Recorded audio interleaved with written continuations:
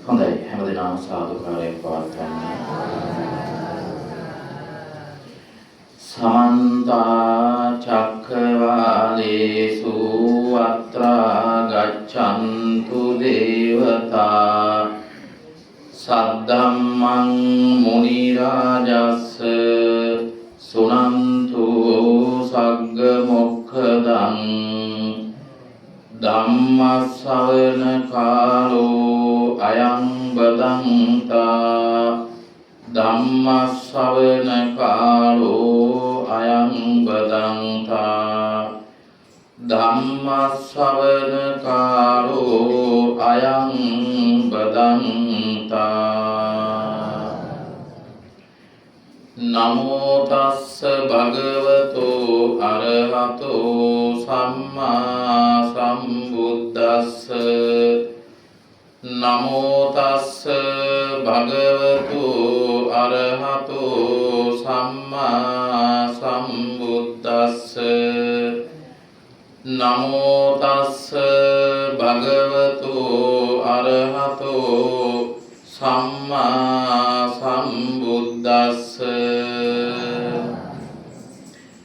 කිංසු යාව ජරා සාදු සීලං යාව ජරා සාදු හෝති.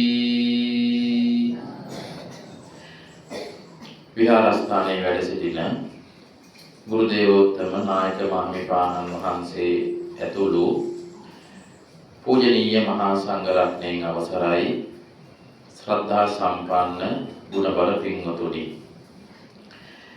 අද ඉල්පුර පසළොස්වක පොහොය දවස වෙනද වගේම මේ ඇත්තෝ විහාරස්ථානයට පැමිණිලා දවසෙන් භාගයක් විතර දැන් ගෙවිලා තව හෝරා කිහිපයක් ඉතුරුව තියෙන්නේ. ඉතින් උදෑසනත් ධර්ම දේශනාව ශ්‍රවණය කරන්න ඇති. දැන් සූදානම් වන්නේ සවස් කාලයේ නියමිත ධර්ම දේශනාවලින් එකක් ශ්‍රවණය කිරීමට. එනිසා රැස්වුණු හැමෝටම ආරාධනා කරනවා පේන්නෙත් නැහැ නිකන් කොටුවකට දාලා වගේ ඇතුළකට දාලා හොඳට නිදා ගන්න පුළුවන් ඔය අයින් මොලේ ඉන්න අයට මේ රැස්වලා ඉන්න හැමෝටම මතක් කරනවා ගෞරවයෙන් ශ්‍රද්ධාවෙන් මේ ටික වෙලාව හැදී ඉන්න ධර්ම ශ්‍රවණය කරන්න ජීවිතයට ධර්මය ආවරණයක් කරගෙන ජීවිතය ජය ගන්න මෙලොව සැනසෙන්නත් පරලොව සැනසෙන්නත් සසර සැනසෙන්නත් මේ ධර්මය අප හැම දිනාටම උපකාර වේවා කියන අරමුණ හිතේ තියාගෙන බණ ටික අහන්න. දැන් අද දවසේ වැදගත්කම ගමන් කීපයක්ම අහලා දැන් මතක ඇති නේද? මතකයිද? උදේත් මං සිල් සමාදන් කරනකොට කිව්වා මං හිතන්නේ ඊට පස්සේ ධර්ම දේශනාවට සඳහන් වෙන්නේ නැති ඉල් පොහොය වැදගත්කම. පසුවස් වසපු හාමුදුරුවරු පසුවස් පවාරණය වන දවස. පසුවස් වසන්නේ මොකද? පෙරවස් වසන්නේ බැරිුණොත් තමයි පසුවස් වසන්නේ. නේද? ඇසල පොයට බැරිුණොත් තමයි ඊළඟ පොයට වස් වසන්න වෙනවා. ඊළඟ පොයට වස් වැසුවොත් මාස 3ක් යන්නේ ඉල් පොයට. දැන් මේ පොයට. ඒ නිසා පසුවස් වැසුවනම් පසුවස් තමයි පවාරණය වෙන්න සිද්ධ වෙන්නේ. අපි හිතමු එක පන්සලක එක උපසම්පදා හාමුදුරු නමයි වැඩ ඉන්නේ. ඒ හාමුදුරු පසුවස් වසපු හාමුදුරු නමක්. කඩන පින්කම කරන්නේ කොයි කාලේ වගේද? කරන්න බෑ. ඔව් කඩන පින්කම කරන්න විදියක් නැහැ. හරි නියම කාලේ වස්වසා වැඩ ඉන්න උන්වහන්සේට බැරි වෙලා තියෙනවා. හරි එහෙනම් පසුවස් පවාරණය වෙන දවස ඉල්පුර පසළොස්වක පොහොය. ආයි මොනවද වැදගත් හිඳුවීම් අද වුණු? ප්‍රථම රහත් 69 ධර්ම ප්‍රචාරයේ යෙවීම. ප්‍රථම රහත් 69 කවුද? පස්වග මහණුන්. එතන කී දෙනයිද? 5 දෙනයි. යසකොල පුත්‍රයයි 6 දෙනයි. යාළුවෝ 54 දෙනයි යාගේ. ඔන්න 60 දෙනා. මේ 60 දෙනාම රහතන් වහන්සේලා ඒ රහතන් වහන්සේලාට බුදුහාමුදුරු දුන්න අවවාදයක් නේ. මොකද දුන්නේ? චරත වික්කවේ චාරිකම් බහුජන හිතාය බහුජන සුඛාය අත්තාය හිතාය සුඛාය සදේව මනුස්සාය. මා ඒකේන ද්වේ අගමිත්ත. ආදි කල්යාණං මජ්ජේ කල්යාණං පරියෝසాన කල්යාණං මේ වගේ මුල මැද අග යහපත් වූ ධර්මයේ දේශනා කරන්න කිව්වා. එකපාරේ දෙන්නෙක් එහෙම ගිහිල්ලා අහු වෙනව නෙවෙයි කිව්වා. එහෙම කොහෙම කිව්වේ? ඔව් අඩු පිළිසකකින් වැඩි ප්‍රයෝජනයක් ගන්න. නැත්නම් 60 දෙනාම එකපාරට ගියා නම් එක මිනිහෙටයි මම කියන්නේ දවසට. නේද? 60 දෙනා පාරවල් 60ක ගියපු නිසා 60 දෙනෙකුට මගදී එක්කෙනෙක් හම්බුණත් 60 දෙනෙකුට බණ කියන්න පුළුවන්. ඒ කියන්නේ අඩු පිළිසකකින් උපරිම ප්‍රයෝජනයක් ගැනීම ඔන්න බුදුදහමෙන් හොඳටම පැහැදිලි වෙන තැනක් තමයි මෙතන. දැන් දෙන්නෙක් එකපාර යන්න එපා කිව්වා එක එක රහතන් වහන්සේලා එක එක පාරවල් වල ගියා. එහෙම යන්න කියලා බුදුහාමුදුරු පැත්තකට වෙලා බලන් හිටියද? නෑ. බුදුහාමුදුරු වැඩම කළා උරුවේල දනව්වට. එහෙ හිටියේ කවුද? අයියා මලවරු තුන්දෙනෙක් හිටියා. උරුවේල කාශ්‍යප, නදී කාශ්‍යප, ගයා කාශ්‍යප. එයාලට පිරිස හිටියා. උරුවේල කාශ්‍යපට පිරිස 500ක් හිටියා. නදී කාශ්‍යපට 300ක් හිටිය ගෝලයෝ. ගයා කාශ්‍යපට 200ක් හිටියා. ඔක්කොම 1000යි. මේ තුන් දෙනා 1003යි. හරි අමාරු නම් යාලට බණ කියන්න. කොච්චර බණ කිව්වත් මේ අය හිතාගෙන ඉන්නෙම අපි තමයි රහත් වෙලා ඉන්නේ. වෙන කවුරුවත් නෙවෙයි රහත් වෙලා ඉන්නේ අපි තමයි රහත් වෙලා ඉන්නේ. බුදුහාමුදුරු ඉතින් එක එක ප්‍රාතිහාර්ය පානවා. ප්‍රාතිහාර්ය පෑවට පස්සෙත් මේ කට්ටිය කියනවා හරි ඉතින් ප්‍රාතිහාර්ය පාන්න පුළුවන් කතාව ඇත්ත. ඒ වුණාට ඉතින් අපි වගේ රහත් වෙලා නැහැනේ. අන්තිමට හොඳට අහගෙන ඉඳලා අන්තිමට කියන ඔය කතාව. ඒක නිසා ප්‍රාතිහාර්ය ගණනාවක් පාන සිද්ධ වුණා මේ තුම්බය ජටිලෝ দমনය කරගන්න. ජටිල කියලා කියන්නේ ජටාවක් හිස පැලදගෙන තමයි මෙයාලා හිටියේ. අදටත් ඉන්දියාවේ එහෙමයි ඉන්නවා. ඉස්සර අපේ ලංකාවේ කොච්චර හිටියද ජටාවල් එහෙම පැලදගෙන ඉන්නයි නේ.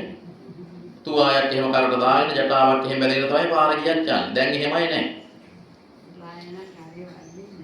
ජටිලයන්ගේ තියෙන විශේෂ දෙයක් තමයි යාළ වාසය කරන්නේ ජලාශ්‍රිත ප්‍රදේශවල. වතුර තියෙන කිට්ටුවක තමයි ඉන්නේ.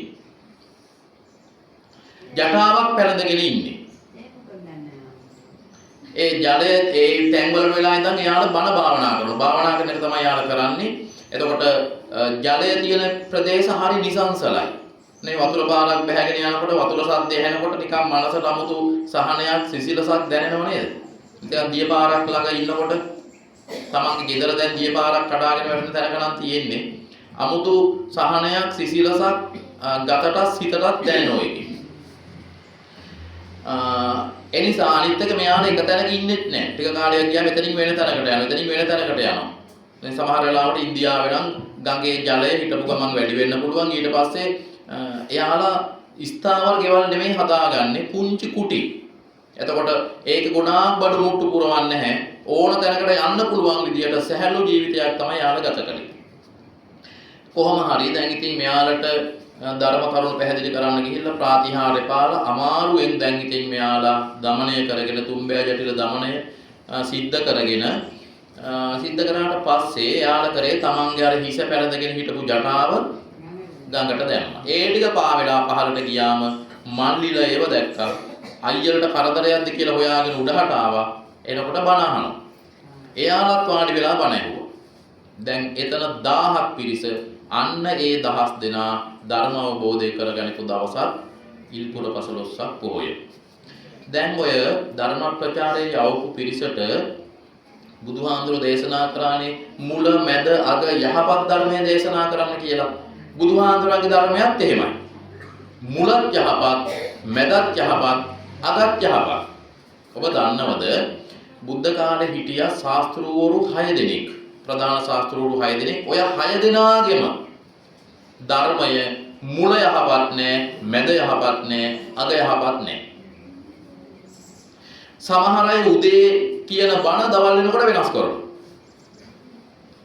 උදේ බණක් කියලා ගිහිල්ලා ආයි දවල් වෙනකොට මෙන්න ඒක දෙන්න මෙවිල කියලා යන පොඩ්ඩක් ඉන්න මට පොඩි වැරදීමක් වුණා. අර අතන මෙන්න මෙහෙම වෙන්න ඕන. මම මේ පස්සේ තමයි ඒක හිතුවේ ගිහිල්ලා මේ එතන මෙහෙම හදාගන්න කියලා කියපු අවස්ථා ඕන තරම් තියෙනවා.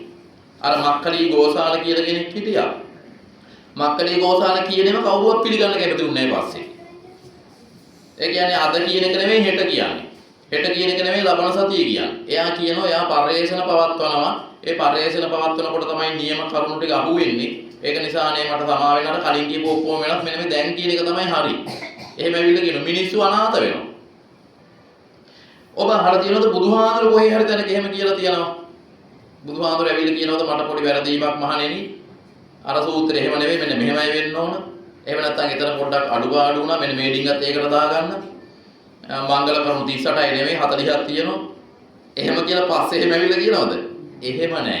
වෙනස් කරන්නේ වෙනස් කරන්න දෙයක් නෑ. මුල යහපත්, මැදත් යහපත්, අගත් යහපත්. එනිසා තමයි ධර්ම රත්නයක ගුණයක් තියෙනවා ඒහි පස්සිකෝ. මොකක්ද ඒකේ තේරුම? එන්න බලන්න. දැන් වෙන ආගම් ගැන ප්‍රශ්න කරන්න බෑ. දැන් බයිබලය ගත්තොත් එimhe බයිබලය ගැන කවුරුවත් ප්‍රශ්න අහන්නෙත් නැහැ. ඒවට උත්තර දෙන්න කෙනෙක් ඇත්තෙත් නැහැ. ඒක තියෙනවා විශ්වාස කරන්න බෑ. බයිබලයක් අරගෙන කියවන්න නිකන් ඉන්නේ. ටිකක් වෙලා කියෝගෙන යනකොට හිතෙන මොන මේ පිස්සු වැඩක්ද මේ කියලා. ඒ කියන්නේ තනින් තන අහුවෙන එකකට එකක් වෙනස්. පරස්පරයි.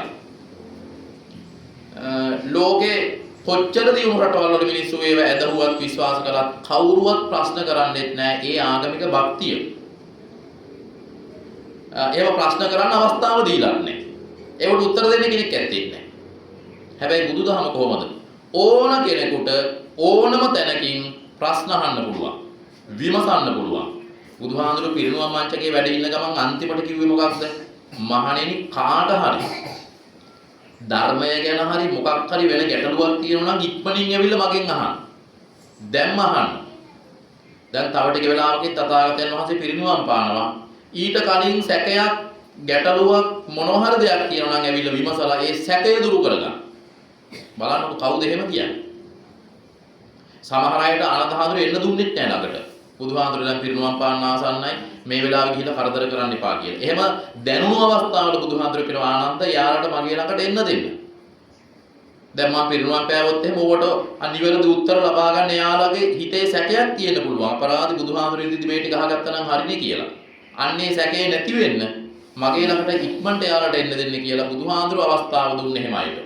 ඕන කෙනෙකුට ප්‍රශ්න අහන්න පුළුවන්, විමසන්න පුළුවන්, කරුණ හොයන්න පුළුවන්, ගවේෂණය කරන්න පුළුවන් ධර්මයක් තමයි බුදුදහම. ඉතින් අපි හැමෝම වාසනාවන්තයි. ඒ ධර්මය අද කොච්චරනම් අපිට ඇහෙනවද? මෙතනින් නැත්නම් කොච්චරනම් බණ අහලා තියෙනවද? ධර්ම දේශනාවල දායකත්වයන් කොච්චරනම් තියෙනවද? එනිසා බුදුහාමුදුරුවෝ දේශනා කරන මුල මැද අග යහපත් වූ ධර්මයේ දේශනා කරන්න කියලා. ඔන්න ඔය තමන්ගේ ධර්ම දූත පිරිස අදාළ මාර්ගවලට යොමු කරපු දවසත් ඉල්පොහොය. තාම මොනවද වැදගත් දේවල්? සරියුත් මහ රහතන් වහන්සේ පිරිනිවන් පාන්න වැඩම කරපු දවස. කොහෙටද වැඩම කළේ? ගෙදරට. සරියුත් හාමුදුරුවෝ කියලා කියන්නේ ධර්ම සේනාධිපති හාමුදුරුවෝනේ. අග්‍ර ශ්‍රාවක හාමුදුරුවෝනේ. ප්‍රඥාවන්ත භික්ෂූන් වහන්සේලා අතරින් අගතැන්පත් හාමුදුරුවෝ. උන්වහන්සේගේ ප්‍රඥාව කොච්චරද කියනවනම් මහා වැස්සක් පැයක් තිස්සේ වැස්සක් වහිනව බලන් ඉඳලා වැස්ස දිහා බලන් ඉඳලා වැහෙන වැහි බින්දු ප්‍රමාණය උන්වහන්සේට ගණන් හදලා කියන්න පුළුවන්. අන්න බලන්න ප්‍රඥාව කොච්චරද කියනවා. සමහර අවස්ථාවල බුදුහාඳුරු ධර්ම කරුණු දේශනා කර ඉඳලා එතන ඉඳලා ඉතුරු බණ ටික කියන්නේ කියලා සරියුත් හාමුදුරන්ට තමයි බාර දෙන්නේ. බුදුහාඳුරන්ට හොඳටම විශ්වාසයි. බුදුහාමුදුරු දේශනා කළත් සරියුත් හාමුදුරු දේශනා කළත් වෙනසක් නොවෙන්න ඒ එකම ධර්ම කරුණු ටික පැහැදිලි කිරීමේ හැකියාව තියෙන බව. මේ අතව අහලා තියෙනනේ ධම්සප්පවතුන් සූත්‍රේනේ ධම්මචක්කපවත්තන සූත්‍රේ. ධම්මචක්කපවත්තන සූත්‍රේ විස්තර කරලා දේශනා කළා තව සූත්‍රයක්. ඒක දේශනා කළේ සරියුත් හාමුදුරු. දැන් බුදුහාමුදුරු දේශනා කරපු පළවෙනි සූත්‍රය ඊට වැඩිය තව විස්තර කරලා දේශනා කළා සරියුත් හාමුදුරු පස්සේ. සත්‍ය විභංග සූත්‍රය. චතුරාර්ය සත්‍ය විභංග කරා, වෙන් කරා, කොටස් කරලා වෙන වෙනම ඒක තවදුරටත් පැහැදිලි කරමින් දේශනා කළා. එහෙම දේශනා කරන්න වෙන කාටවත් හැකියාවක් නැහැ. බුදුරේකට ඇරෙන්න. ඉතින් ඒ හැකියාව සරියුත් හාමුදුරන්ටත් තිබුණා. උන්වහන්සේ පිරිනුවම් පාන්න කොහෙද සුදුසු කියලා බලනකොට උන්වහන්සේට හිතුණා, තේරුණා, දැනුණා සරියුත් හාමුදුරන්ගේ අම්මා තාමත් ජීවත් වෙනවා. මොන බැමිණියද? සාරි බැමිණිය.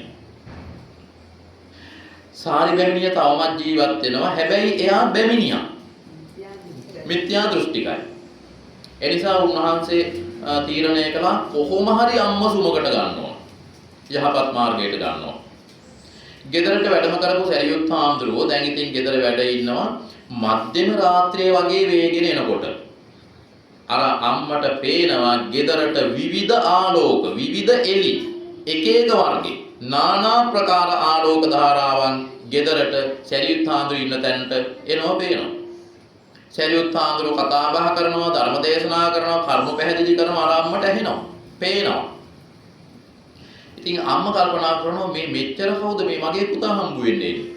බලනකොට එක එක විදිහේ දෙවිවරු මේ ප්‍රශ්න අහන්න හැමෙන්නේ. ප්‍රදේශේම ආලෝකවත් කිරීම සක්දෙවිදු පැමිණුණා. මහා බ්‍රහ්මයේ පැමිණුණා. එතකොට මේ අම්මා කල්පනා කළා ඉතින් එච්චර අයත් එනවා නම් මගේ පුතා හම්බ වෙන්න කොච්චර දේවල් දන්න කෙනෙක්ද මෙයා? අන්න ඒ වෙලාවේ තමයි යාගේ අර මිත්‍යා දෘෂ්ටික අදහස් ටිකෙන් ටික දුරස් වෙලා යහපත් මාර්ගයට ගැනීමට සරියුත් හාමුදුරන්ට ඉඩ ප්‍රස්තාව සැලසුනේ. හැකියාව ලැබුණා. ඉතින් ඒ වැදගත් දවසත් ඉල්පුර පසළොස්වක පොහොය දවසට අදට යෙදිලා තියෙන නිසා ගොඩාක් ශාසනික කරුණු සිදු වෙච්ච වැදගත්ම පොහොය දවසක්. මම ඔය මුලින් දේශනා කරා පුංචි ගාථා පාඩයක්. ඔය ගාථා දෙකෙන්ම එක පදේ මම ගත්තේ. වෙලාව නැහැ දැන් 3 වෙනකල් ඉවර කරන්නත් එපා. ඒ ගාථා පාඩ දෙකෙන් එකක් තමයි ප්‍රශ්නේ, අනිත් එක තමයි උත්තරේ. ප්‍රශ්නේ තමයි කිංසු යාව ජරා සාදු. සාදු කියන්නේ මොකද්ද? දැන් සාදු කර කොච්චරක් දෙනවද? තාපොට්ටගේ සාදු කියන්නේ කොහොමද කියනවනේ? සාදු කියන්නේ හොඳයි, යහපත් කියන එක. කිංසු කියලා කියන්නේ මොකක්ද? ජරා කියලා කියන්නේ ඔය සූත්‍රේ නම දාන්නවද මොකද්ද කියලා? ජරා සූත්‍රය. සංයුක්ත නිකායේ තියෙනවා ජරා සූත්‍රයක්. දැන් මොන කවුරුවත් අහුවොත් හාමුදුරු මොනවද කිව්වේ කියලා ජරා බණක් කිව්වයි කියලා තමයි කියන්නේ මේ. හොඳයි.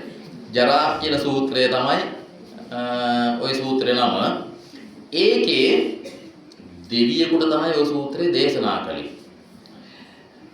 දෙවිවරු සාමාන්‍යයෙන් බුදුහාමුදුරන්ගෙන් ප්‍රශ්න අහන්නේ මධ්‍යම රාත්‍රිය වගේ වේගෙන එනකොට. මුළු ප්‍රදේශයෙන් සැවැත් නුවර බුදුහාමුදුරු වැඩ ඉන්න වෙලාවක තමයි එක දෙවි කෙනෙක් ආවේ. මුළු සැවැත් නුවරම බබලවමින් තමයි මේ දෙවියෝ ආවේ. ඒකට කොහොමද පාලියෙන් කියන්නේ? මුළු සැවැත් නුවරම ජේතවනාරාමයේ බබලවමින් ආවා කියලා මේක දන්නවා. කේවල කප්පං ජේතවනං ඕභාසෙත්වා.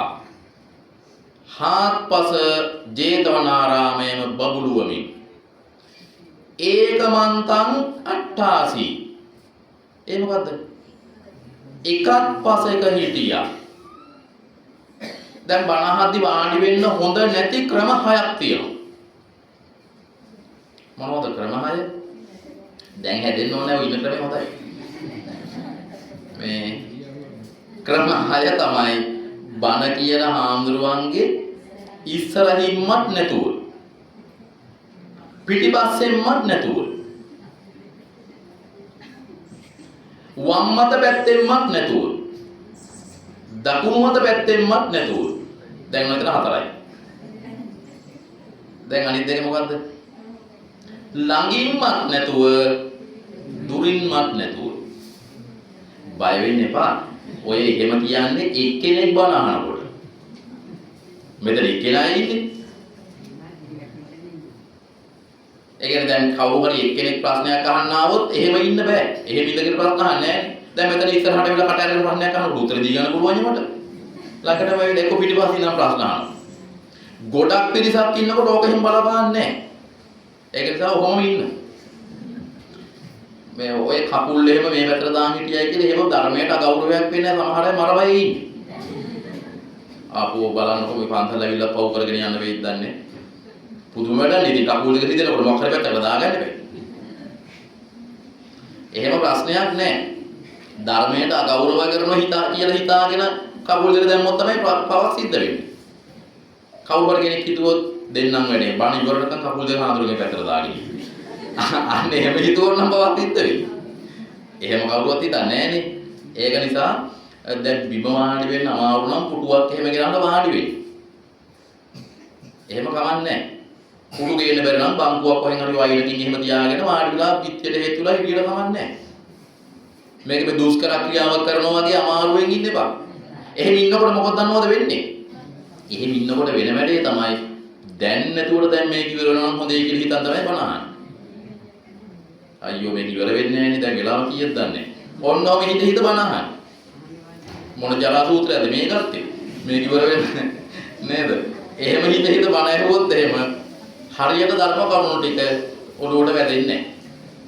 ඒ නිසා සැහැල්ලුවෙන් ඉන්න. දැන් ඔහොම ඉන්නකොට අමාරු බණක් පොඩ්ඩක් නැගිටලා එළියට පහළට ඇවිදින ගමනොත් අහන්න පුළුවන් නේ බණ ඇහෙනවනේ. ගිහිල්ලා නිදිමත වගේ නම් මූණකට හොදගෙන ඒ ඇවිල්ලා නිදිමත అయినా වයින්කින් පොඩ්ඩක් පැදුලා හාන්සුලා නිදාගත්තා කමන්නේ. මම යනකොට නැගිටවන්න. ඒක ධර්මයට අගෞරවයක් නෙවෙයි. මහායි කෑ ගහනවා වගේ තමයි ඔන්න අපිට අමාරු බණ කියන්නේ. දැන් මේ දෙවියෝ ඇවිල්ලා අර කියපු ක්‍රම 6ට නැතුව දැන් එක්කෙනයිනේ. එක්කෙනෙක් නිසා අර කියපු ක්‍රම 6ට නැතුව ඉඳගෙන ප්‍රශ්නයක් ඇහුවා. මොකක්ද අහපු ප්‍රශ්නේ? කිංසෝයාව ජරා සාදු වයසට යන්න කලින් මොකද්ද කරන්න ඕන? මොකද්ද කරන්න ඕන? ඕන දෙවියෝ ඇහුවේ. ඒ කියන්නේ දෙවියන්ට පුදුම ප්‍රශ්න තියෙන්නේ. දැන් අපේ ප්‍රශ්න අපි දෙවියන්ට කියනවා. දෙවියොත් හද්දමාරු වෙట్లా ඉන්නේ. නේද? දෙවියන්ට ප්‍රශ්න තියෙද්දි අපේ ප්‍රශ්නත් දෙවියන්ට කියනවා. දෙවියන්ගේ තියෙන ප්‍රශ්නත් වැඩි කරන එකනේ අපි කරන්නේ.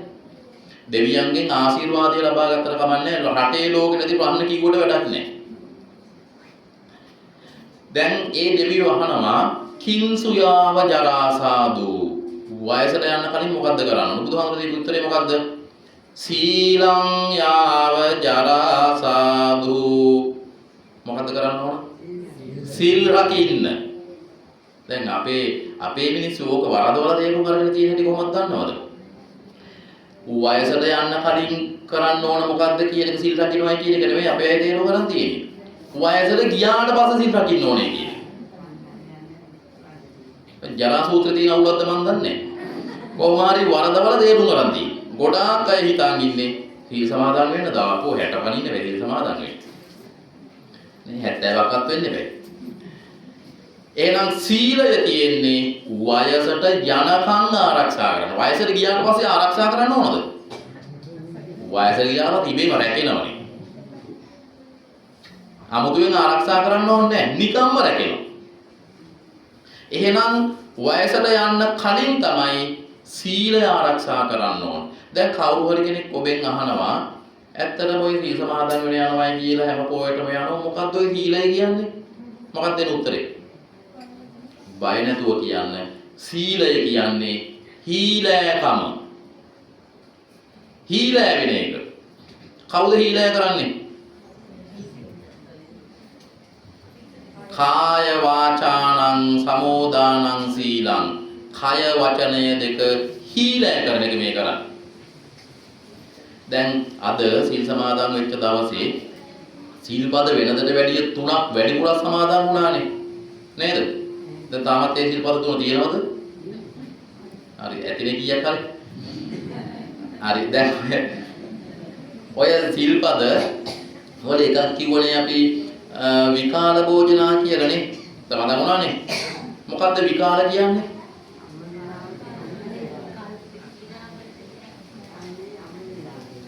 සෑහෙන උත්තර දෙනවා. ඔව් අවේලාව.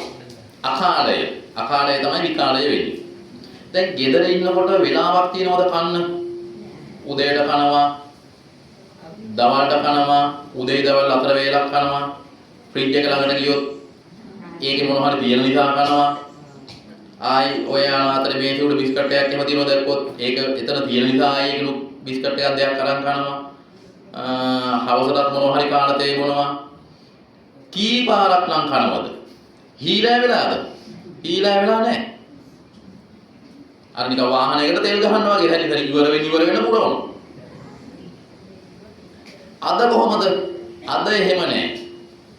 අද එහෙම කවුරුවත් කනෝ පේන්නේ නැහැ. දැන් ගෙදර ඒකයි සිල් සමාදන් වෙලා ගෙදර ඉන්නේ වෙයි කියන්නේ. ගෙදර ඉන්නකොට අනිත් මිනිස්සු කනෝ බොනෝ hina වෙනවා විනෝද වෙනවා ඒව පේනකොට ඉන්න බැහැනේ.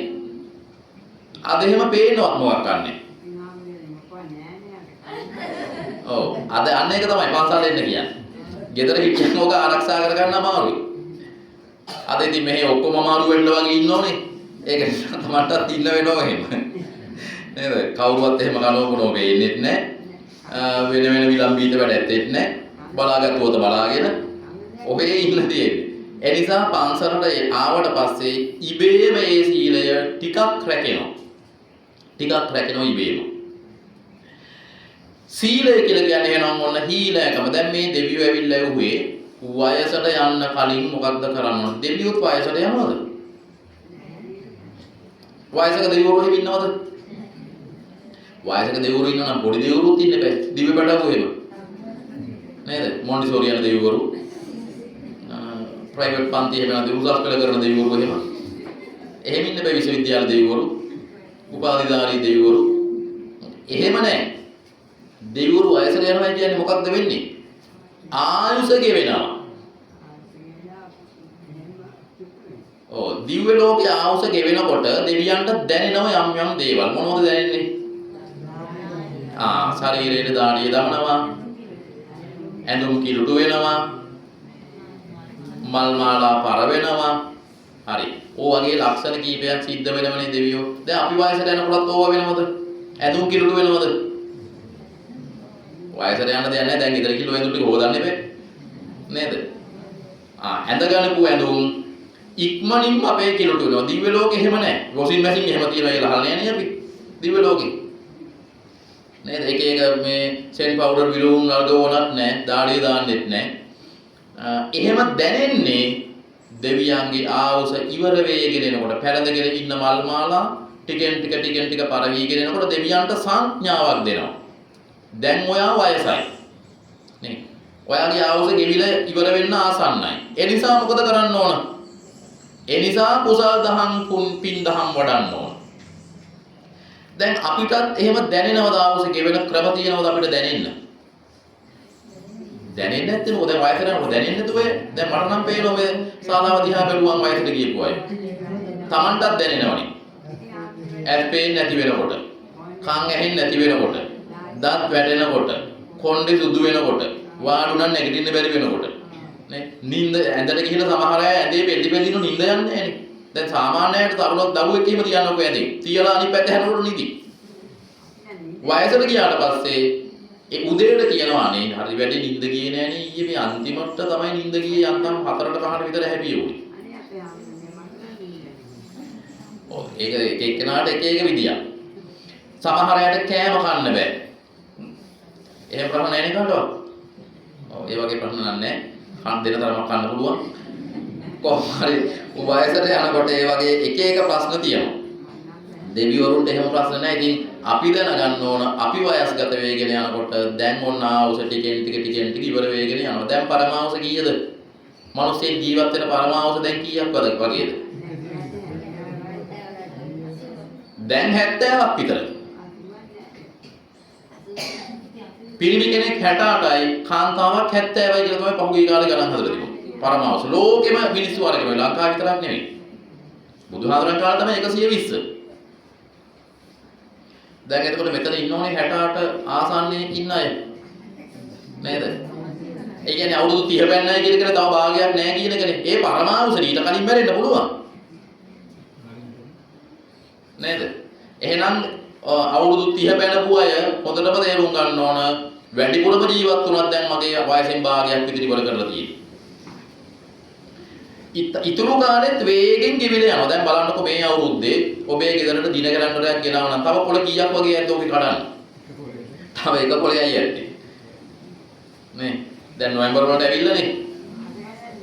ඔව්. එතකොට දෙසැම්බර් පොළේ විතරයි ඇත්තේ. නොවැම්බර් පොළේ කඩලා දාපු ගමන් තව එක පොළේ ඉතුරුයි. දැක්කද 2025 ගෙවිගෙන ගියපු ආකාරය කොච්චර වේගෙන් ගෙවිලා ගියාද? ඔය ඉතුරු ටිකත් එහෙමයි.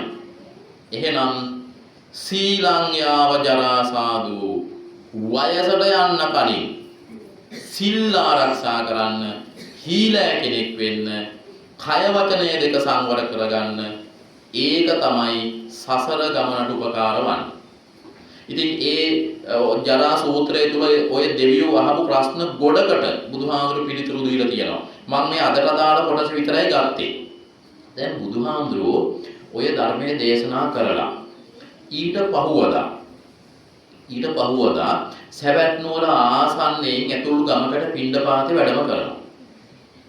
පිණ්ඩපාතේ වැඩම කරනකොට එක ගෙයක් ළඟ, ලස්සන ගෙයක් ළඟ බුදුහාමුදුරුවෝ අතර වෙලා සිනා පහල කරනවා. මේක දැනුණා ආනන්ද හාමුදුරුවන්ට. ආනන්ද හාමුදුරුවන්ට දැනුනේ කොහොමද? ආනන්ද හාමුදුරුවෝ පිටිපස්සේ ඉන්නේ. මොකද ආනන්ද හාමුදුරුවෝ හැමදේම බුදුහාමුදුරන් කට දිහා බලන් ඉන්නේ. ඔව්. බුදුහාමුදුරුවෝ සිනා පහල කරද්දී ශ්වේත වර්ණ ආලෝක ධාරාවක් නිකුත් වෙනවා. සාමාන්‍යයෙන් කොච්චර විතර සද්දෙට බුදුහාමුදුරුවෝ hina වෙනවද? කොච්චර සද්දයක්වත් නැහැ. පොඩිම සද්දයක්වත් නැහැ. දැන් අපේ ගමේ කොටේ hina වෙනකොට සමහර අය hina වෙනකොට දොරවලුත් ඇරලා බලනවා කිට්ටුව ගෙදර මිනිස්සු මොකක් කියලාද වෙලෙ මිලි කරලා කියලා. මම දැක්ක පහුගිය දවසේ පත්තරේ තියෙනවා දෙයියෝ සාක්කි කියන එකේ ඒක ගෑනු මිනිස්සෙක් මහා හයියේ hina වෙලා මේ ඒ මිනිස්සේ දත් දෙකක් දාලා ඉඳලා තියෙන්නේ. ඔය දත් දෙක උකුණේ හිර වෙලා ගියා. ඔන්න බලන්න මේ hina වෙච්ච ප්‍රමාණය කොච්චරද කියලා. කට ඇරු ප්‍රමාණය වැඩි වෙලා සමහර අය hina වෙනකොට පයි හිතනෝනේ හක්කපණීද කියලා. බුදුවරු සාමාන්‍යයෙන් එහෙම hina වෙන කොහොම සැහැල්ලුයි. නිකම් මේ කාටවත් අවඥා සහගතව hina වෙන්නෙත් නැහැ. මොනවා හරි ධර්ම කරුණක් පැහැදිලි කරන්න ඕන නම් තමයි hina වෙන්නේ. නැත්තම් බුදුහාඳුරන්ට පුළුවන් නේ හොඳටම hina වෙන්නේ දත් 40ක් කටේ තියෙනවා. වීසති සේත සුදාන්තෝ. නේ ලස්සන දත් 40ක් කටේ තියෙද්දි 40ම පේන්න hina වෙන්න පුළුවන්. අපේ මිනිස්සු කොහොමද දත් 10ක් 15ක් කටේ තියාගෙන නේද? hina වෙනකොට මේ උගුර හරියට යනකම් පේනවා. කොහොම හරි එහෙම hina පහල කරද්දී ආනන්ද හාමුදුරුවෝ දන්නවා මොකක් හරි කරුණක් පැහැදිලි කරන්න තමයි බුදුහාමුදුරුවෝ මේ hina පහල කළේ. ආනන්ද හාමුදුරුවෝ බුදුහාමුදුරන්ට වැඳලා අහනවා ස්වාමීනි භාග්‍යතුන් වහන්සේ ඔබ වහන්සේ මන්දස්මිතවයි වැඩ ඉන්නේ කුමන කාරණාවක් නිසාද? බුදුහාමුදුරුවෝ මේ වෙලාවේ කියනවා ආනන්ද හාමුදුරන්ට ආනන්ද පේනවද මේ ගෙදර? ලස්සන ගියා. ආනන්ද මේ ගෙදර ළඟ මීටත් වැඩිය ලස්සන ගයක් තිබුණා මීට කලින් බුදු වෙච්ච බුදුරජාණන් වහන්සේගේ කාලේ. කවුද ඊට කලින් බුදු වෙච්ච බුදුහාමුදුරුවෝ? කාශ්‍යප බුදුරජාණන් වහන්සේගේ කාලේ ලස්සන ගයක් මෙතන හදාගෙන හිටියා. ඒ හදාගෙන හිටපු කෙනාගේ නම තමයි ගවේසි. ගවේසි කියලා තරුණයෙක්. ගවේසි කියන තරුණයට ලස්සන ගයක් තිබුණ මෙතන. දවසක් ඔය බුදුරජාණන් වහන්සේ පිණ්ඩපාතේ වැඩම කරනකොට මේ ගවේෂ කියන්නේ ඒ කාලේ බමුණෙක්. මේ බමුණා දැක්ක බුදුරජාණන් වහන්සේට මිනිස්සු දානි පූජා කරනවා. දානි පූජා කරනවා දැකපු ගවේෂි තරුණයා කල්පනා කළා මිනිස්සු බුදුහාමුදුරන්ට දානි දෙනවනේ. මම මෙච්චර කල් දීලා නැහැනේ. මිනිස්සුන්ට පුළුවන් නම් මොකද මට බැරි? මෙයත් ගෙදර දානයක් ලෑස්ති කළා. ගෙදර දානයක් ලෑස්ති කරලා බුද්ධ ප්‍රමුඛ මහා සංඝ රත්නයට දානි පූජා කළා. පූජ කරපු දවසේම ගවේෂි කියන තරුණයා අර බමුණු දහමින් නිරපල දැම්මා ඒ බමුණු පාලකයෝ. දැන් යාට බමුණු ආරාම වලට යන්න බෑ, බමුණු හම්මුණ ගෙහෙන්න බෑ, අවශ්‍යතා ඉටු කරගන්න බෑ. ඒ කාලේ තිබුණු තත්ත්වයේ මෙයා කල්පනා කරා හරි කමක් නැහැ. මෙච්චර කල් මට ඒකෙන් ලැබිච්ච දේකුත් නැහැ. තව ලබා ගන්න දේකුත් නැහැ. බුදුහාඳුරට දේශනා කරපු ධර්මයට පැහැදිච්ච මෙයා දැන් ඉතින් දානමාන ආදී පින්කම් කරනවා. එහෙම පින්කම් කරනකොට ඒ ගමේ හිටපු තව මෙයාගේ යාළුවෝ කීප දෙනෙක් කල්පනා කරනවා ගවේෂි කියන අපේ යාළුවෝ බුදුහාඳුරට දාන මහා සංඝ රත්නයේ දානයක් දීලානේ. ඉතින් යාට පුළුවන් නම් ඒ අපිට බැරි. අපිත් දෙමුකෝ දානයක්. ඒ පිරිසත් එකතු වෙලා අයිටත් වැඩිය හොඳට දානයක් ලෑස්ති කරලා දාන පූජා කළා. දැන් ඉතින් දෙගොල්ලම මේ වගේ පින්කම් කරනවා. පින්කම් කර කර ඉන්නකොට ගවේෂි තරුණයා බලනවා මිනිස්සු පෙහෙවස් සමාදන් වෙනවයි කියලා එකක් කරනවා. මාසෙට දවස් කීයක්ද? 4ක්. දැන් මේ අත මාසෙට දවස් කීයක් ඒ වැඩේ කරනවද? 1යි. හරි, කමක් නැහැ. බොහොම ආරෝග්‍ය ඒක හරි කරන ලොකු දෙයක් නේ. කොහොමද අර අනිත් දවස් ටිකේ නම් එන්නත් එපා. අපි මේ එක දවසක් බොහොම ආරෝග්‍ය මේ පාලනය කරගෙන යන්නේ. අනිත් දවස් 4 නම් පලා දෙන්න එපා. හරි, පුරපසළොස්වක පොහේ දවසට ඇවිල්ලා මුතුන් ගැදලා ගියාට කමන්නේ. නැත්තම් ගෙදර කියලා කියයි දන්නේ නැහැ නේ හාමුදුරුවෝ කිව්වා ඒ පන්සල් එන්න බෑ කියලා ඒ මාසෙට දවසේ එන්න කිව්වේ. මේ තරුණේ කල්පනා කරනවා මිනිස්සු මේ පොය 4කට සීල් සමාදන් වෙනවනේ. එයාලට පුළුවන් නම් මට බැරි මොකද? අන්න එහෙමයි අපි මේ සාමාන්‍ය කෙනෙක්ගෙන් ආදර්ශයට ගන්නවා. කෙනෙකු හොඳ දේවල් කරනවා නම් අන්න ඒ හොඳ දේ තමයි ආදර්ශයට ගන්නවා. එහෙම හිතපු මෙයා හිතනවා එක සැරේ ඔය ඔක්කොම සීල් ටික ගන්න බෑ. එකක් ගන්නවා. එයා සමාදන් වුණා පන්සිල් වලට අමතරව විකාල භෝජන. දැන් මෙයා අවේලාවේ ආහාර ගන්නෑ. දවසට වේල් 2යි ආහාර ගන්නෙ. එයාගේ ශරීරය ඊටාම හොඳට පවත්වාගෙන යනවා. මේක ආරංචි වුණා එයාගේ යාළුවන්ට. යාළුවෝ මොකද කළේ? එයාලා හිතනවා අරයට පුළුවන් නම් අපිට බැරි මොකද? අපිත් එහෙම කරමුකෝ. දැක්කද? කවුරු හරි කෙනෙක් හොඳ දෙයක් කරනවා දැක්කොත් ඔබ ඒ හොඳ දේ ආදර්ශයට ගන්න පුරුදු වෙන්න. දැන් ඔබ පන්සල් එනවා නම් පෙරවස් සමාදන් වෙන්න හරි වෙන පින්කම් වලට හරි පන්සල් එන වෙන කෙනෙක් නිතර දෙවේලේ එන කෙනෙක් දැක්කම ඔබ මොකද හිතන්න ඕන? එයාට පුළුවන් නම් අපිට බැරි මොකද? අපිත් චම්කෝ. අපිටත් පුළුවන් නේ. ඒක ගොඩක් ඇත්තෝ කරන්නේ ඕකේ අනිත් පැත්ත. පන්සල්ෙන් නැති මිනිස්සුත් එක්ක තමයි සංසන්දනය කරන්නේ. බලන්න ඔයාට වැඩි මම කොච්චර හොඳයිද? අන්න එහෙම සංසන්දනය කරන්න යන්න එපා. ඔබට වැඩි උසස් කෙනෙක් හොඳ කෙනෙක් නිතරම ඔබත් එක්ක සංසන්දනයට ගන්න. කවුරු හරි කෙනෙක් පින්කම් කරනවා නම් අන්නේ පින්කම් කරන කෙනත් එක්ක ඔබ සසඳලා බලන්න. එයාට මෙච්චර පින්කම් කරන්න පුළුවන් නම් මෙච්චර හොඳ වැඩ කරනවා මෙච්චර අනුන්ට උදව් කරනවා නම් ඇයි මට බැරි? කොයි වෙලේවත් හිතන්න එපා එයාගේ හැටියට මම කොච්චර හොඳද අපේ පවුලේ කවුරුත් පන්සල් යන්නේ මං විතරයි පන්සල් යන්නේ මම තමයි හොඳම කෙනා. ඒ වුණාට ඔබට වැඩිය හොඳ අය ඕන තරම් තවත් ඉන්නවා. අන්න එහෙම අයගෙන් ආදර්ශ ගන්න. දැන් මේ ගවේෂි කියන තරුණයා විකාල භෝජන සිල්පදේ සමාදන් වෙලා වේලාවේ දැන් ආහාර පාන ගන්නෑ. මෙයාගේ ශරීරය ඊටාම සැහැල්ලුවෙන් ගත කරගෙන යනවා. එහෙම ගත කරගෙන යනකොට අනිත් අයත් එයාගේ පසුපසෙමින් එයා ආදර්ශයට අරගෙන දැන් ඉතින් සිල් රකින්න. මෙයා කල්පනා කරා විකාල භෝජනේ විතරක් හරියන්නේ නැහැ. නච්ච ගීත වාදිත නැටුම් ගැයුම් වැයුම් විසුරු දසුම් ඔය ඇඟිලි වලින් මූණෙන් ඇස් වලින් සංඥා කරනවනේ. ආන්නේව තමයි විසුරු දසුම් කියන්නේ. එහෙම කරන ඒවත් නතර කරන්න ඕන කියලා මෙයා අදහස් කරලා ඒවත් නතර කළා. අර අනිත් තරුණයොත් ඒ වැඩේ කළා.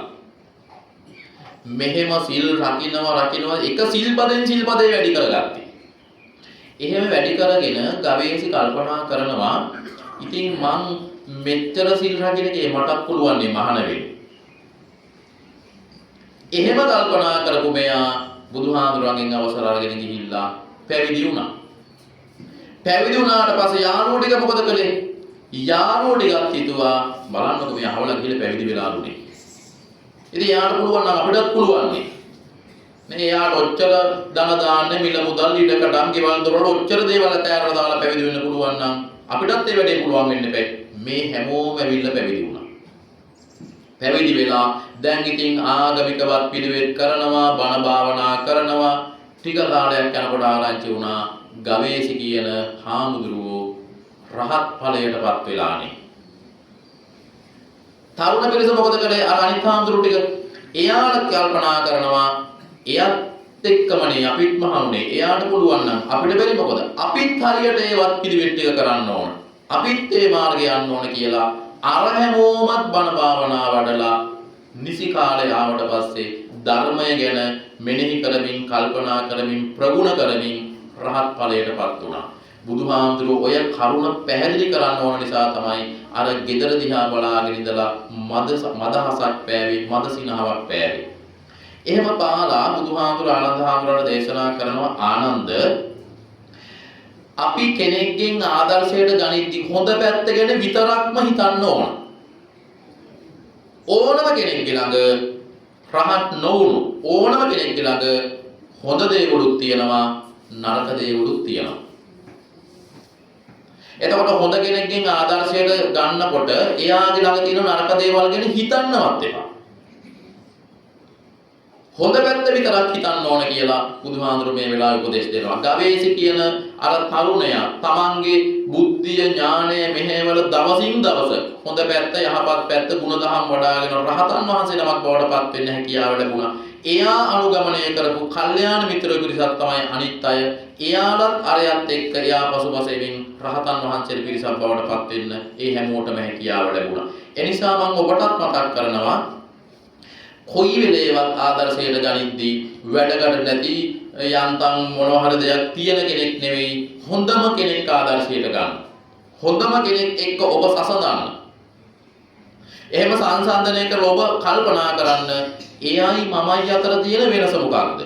එයා කරන හොඳ වැඩ මම නොකරන්නේ ඇයි? එයාට කරන්න පුළුවන් නම් ඇයි මට බැරි? එහෙම කල්පනා කරලා හොඳ දේවල් අනුගමනය කරන හොඳම කෙනෙක් යහපත්ම කෙනෙක් සත්පුරුෂම කෙනෙක් බවට පත් වෙන්න ඔබත් ඔන්න අදිස්ථානයක් ඇති කරගන්න. එහෙම අදිස්ථානයක් ඇති කරගත්තොත් ඔබට ඔබ ගැනම සැනසෙන්න පුළුවන්. සතුටු වෙන්න පුළුවන්. දැන් ගොඩාක් ඇත්තන්ට වෙලා තියෙන වැඩේ තමයි තමන්ගේ ජීවිතයේ ඔය අභාග්‍ය සම්පන්න කාලා තියෙන ගැටලු ප්‍රශ්න එහෙම නැත්නම් අකුසල කර්ම තමන්ගෙන් වෙන්න ඕන යුතුයකම් විදු කරන්න බැරි වෙච්චා මේව ගැන හිත දුක් වෙනවා.